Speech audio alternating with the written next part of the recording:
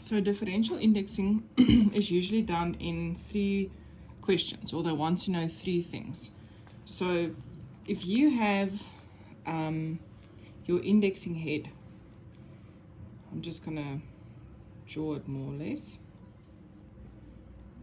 You have your plate on the side with the handle, the one with the holes. Okay, and then you have the chuck that will be turning as you turn the handle.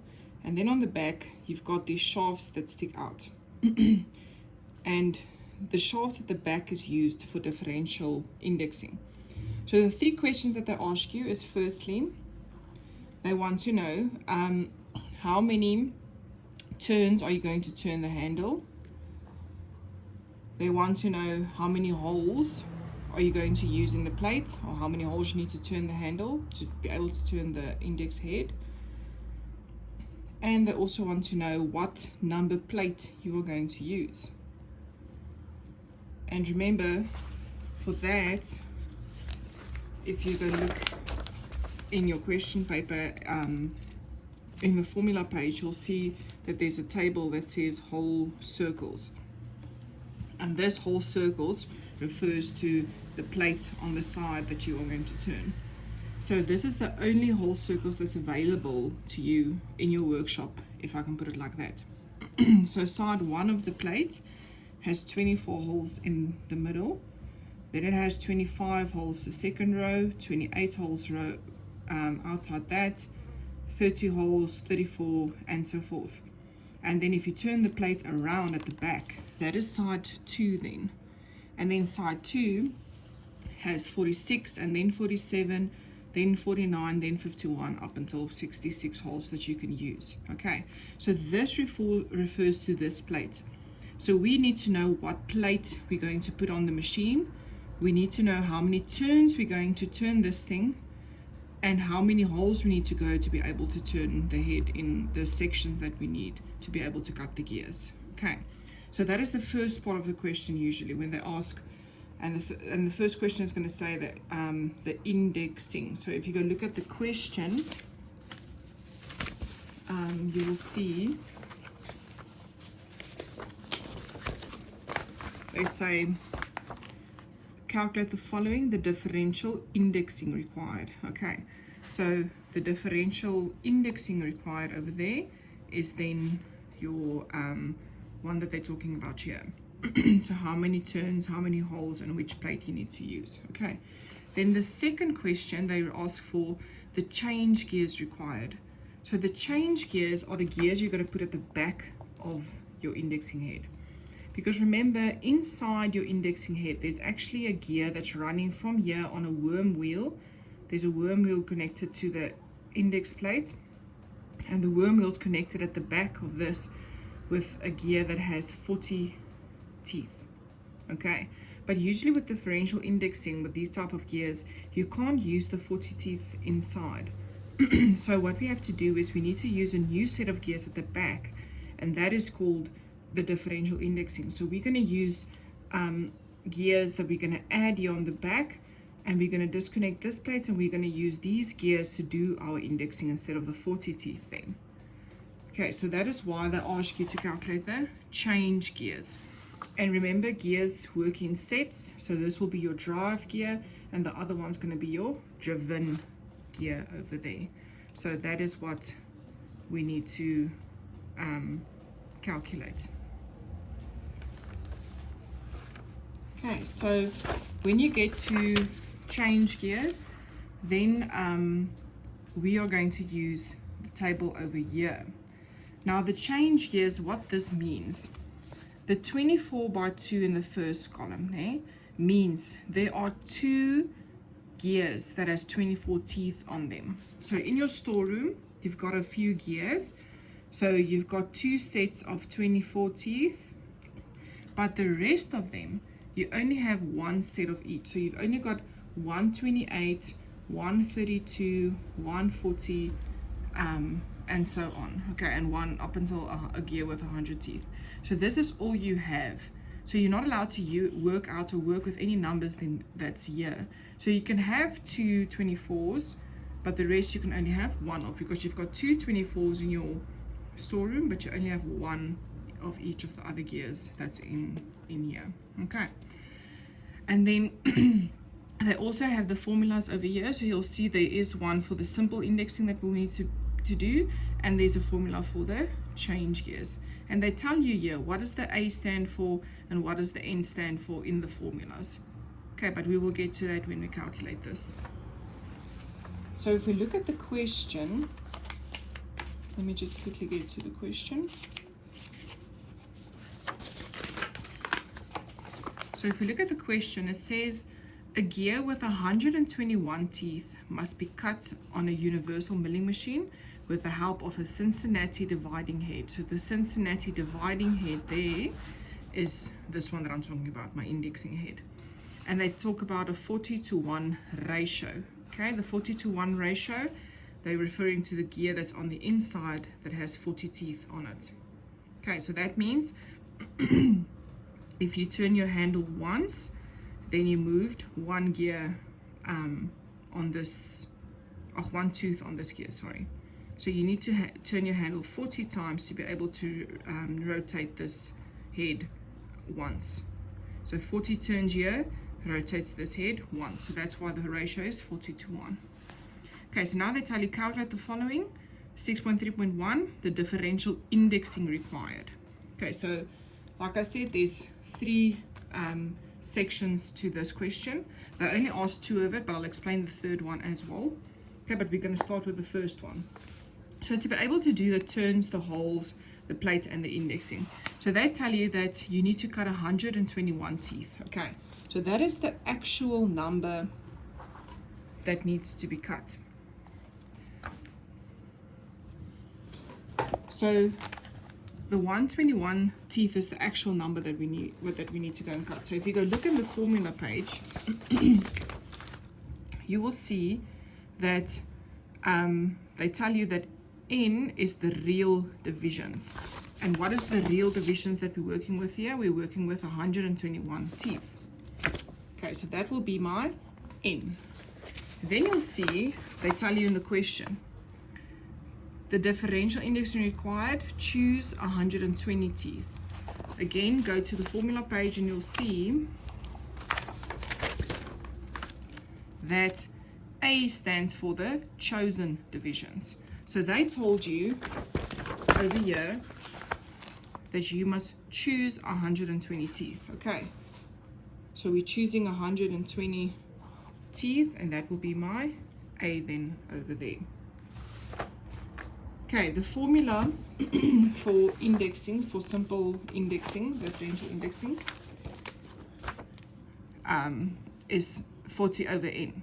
Okay, but I'm just going to show you something quickly.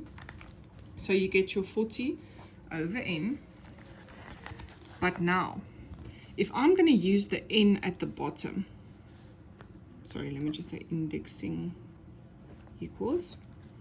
If I'm going to use the n at the bottom, you're going to see that it's not going to work out. So if I use the 121 at the bottom and I put it into my calculator, so 40/121, okay, you are still going to get 40/121.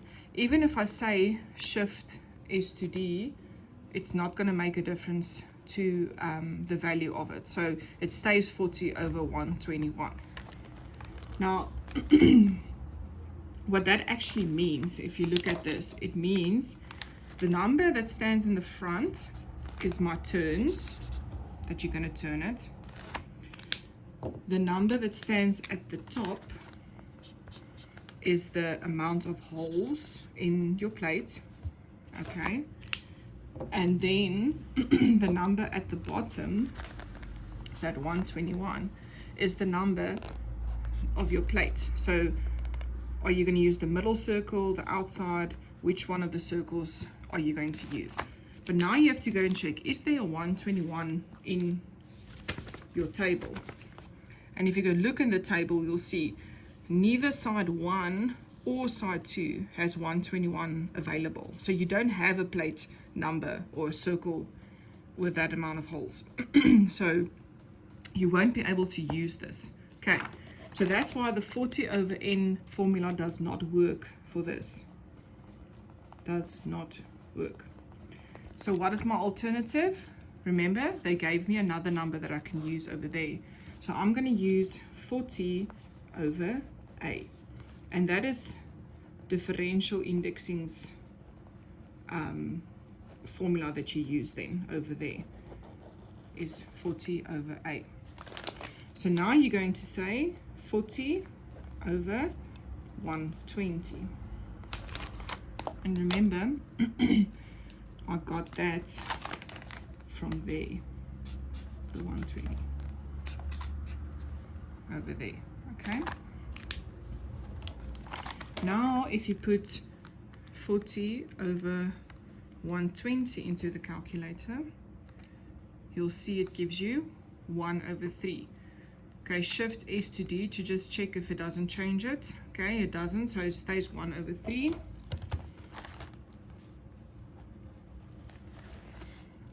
Okay, and then now you have to go look again. I just want to show you the reason why I say use the shift S to D.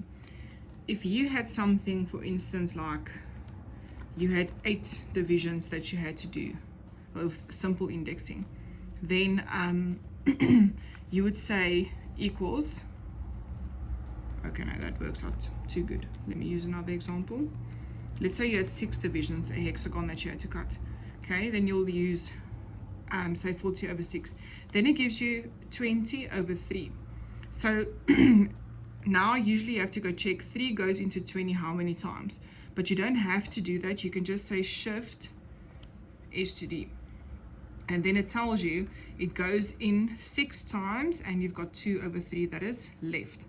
So for instance, this means 6 turns, 2 holes on a 3 plate. Okay, so that's why I say use shift S to D every time that you put in the value over 40 over something. Then you say shift S to D to see if it changes the number over there. Okay, now we have to go check again. So the turns is 0. Remember, that is what the pink part is, the turns. So there's 0 turns because there's no number that stands in the front. Then you have 1 hole that you have to move, and you're going to use the 3 plate. But now we have to go and check, is there a 3 plate in our table?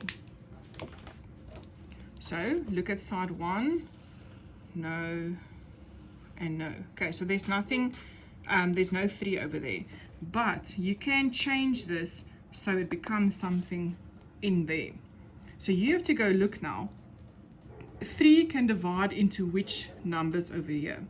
It can divide into a few numbers over here. So for instance, 3 can divide into 24 and it can divide into 30. There is more numbers, but I'm just using those for example, okay? So you can either use 24 or you can use 30. It doesn't matter. You are allowed to get any number as long as it's available over here. So let's go for the 24. So you say 24 divided by 3 gives me 8. So that means I need to multiply this by 8. And that is how I'm going to change this. The number in the front stays the same, so it stays the 0. 1 times 8 gives me 8. And 3 times 8 gives me the 24 over there. Okay, so what does this mean now? 0 turns. Therefore, you always have to end with this, 0 turns.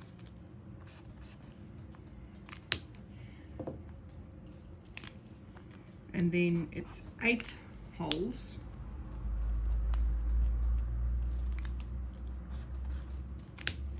And we are going to use a 24 plate on a 24 plate. Okay, so that's what that means. So that means on my indexing head, you're not going to go full turn. You're just going to go 8 holes. So you're going to move your handle 8 holes and then take a cut. Then you go another 8 holes, take your second cut, another 8 holes, take your third cut, and so forth until you are finished. Okay, and what number plate must be used on there? We have to use a 24 plate. So you have to use the circle with the 24 holes. Remember, your handle can move up and down to the circle that you need on the plate. Just ask your educator to show you which one or how you move it up and down on the plate. Okay, so that is for the first section of this. So that's for question 1. What you need to do is this over here. Remember, you don't have to show this. I just showed you this so you understand why you can't use the normal 40 over n calculation. Okay, then for the second part, remember, now we need to know we're not going to use the 40 tooth gear in the inside. We're going to use the gears at the back. So we know how many holes we need to go and turns we need to go and which plate to use. But we need to know which gears we're going to put on the back, so we could are able to divide this into the correct sections. So that brings us to the second question, where they ask you to calculate the change gears required.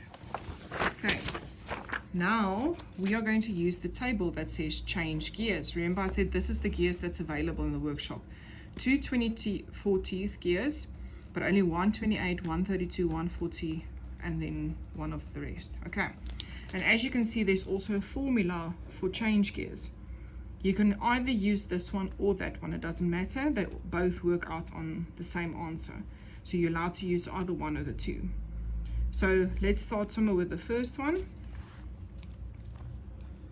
So DR stands for drive gear and DN stands for the driven gear.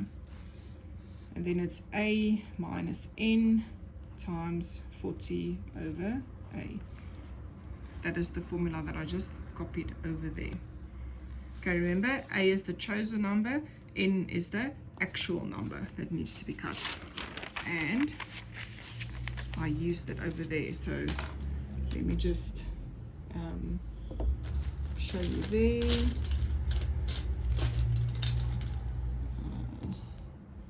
Let's use the pink, it's fine. Okay, so N is the actual number that needs to be cut, but A is the chosen number that we are going to use. Now you're just going to replace the values over there. Keep on writing the drive and the driven on the side. I'll show you why. Okay, so A is the 120 minus N is 121. And the A again over there is the 120. And now you're going to type exactly as it is there into your calculator. So you make a bracket and you say 120 minus 121, close your bracket, times, then use your fraction sign over there, 40 over 120. Okay, so you see it's exactly as on the paper, and then you just say equals. You don't have to say shift S to D with these calculations. Okay, as you can see, it gives us minus 1 over 3. So again, keep on writing dr over dn on the left, minus 1 over 3. I will show you what the minus stands for. That is the third part of the question that I was talking about. I will show you when we are finished what the minus stands for, but just keep on writing the minus over there. Okay, now what this now means for you when you look in your table. This one works a little bit different to the one over here, because the one over here, only the bottom number meant something. The bottom, or for us to go and calculate. So there's only the plate that we had to go calculate. But here you've got two parts now, because I said the gears work in pairs. So you've got the drive gear that only has how many teeth? One tooth, and you don't get a gear with one tooth on it. And then driven gears that only has 3 teeth on it. Okay, so that means, therefore, drive has 1 tooth, driven has 3 teeth on it. Now you go to your table. Okay, do you see a 1? No, you don't see a 1. Do you see a 3? No, there's also not a 3 over there. Okay, so that means you don't have gears like that in here or in your workshop. So you need to go change these numbers. But remember, you've got a drive gear and a driven gear. So you have to change both numbers. And mathematically, whatever you multiply at the bottom, you need to multiply at the top with as well. So we need to go change this. I always tell my learners to start with the smallest number. So I'm going to use the 1. Okay, let's just test it. So let me just use the wrong number first. So let's say I'm going to use 44. Okay, so I'm going to say times 44 times 44. Now we have to see what does it give us. 1 times 44 will give me 44. But 3 times 44 is going to give me 132. Okay, now you go look in your table. Is there a 44? Yes, there is a 44. Okay, so that one's fine. But is there a 132? No, there's no 132. So that means that's not going to work. So you can't multiply by 44. You need to use another number. Okay, but you always start with the smallest one, the smallest number in the table, and test it from there. Because your bigger number is going to be a bigger size. So that's why we use the smallest number and the smallest number. Okay, so let's try the 1 times 24. Okay, so that will give me 24 at the top. And then 3 times 24 gives me 72 at the bottom. Is there a 72? Yes, there is a 72.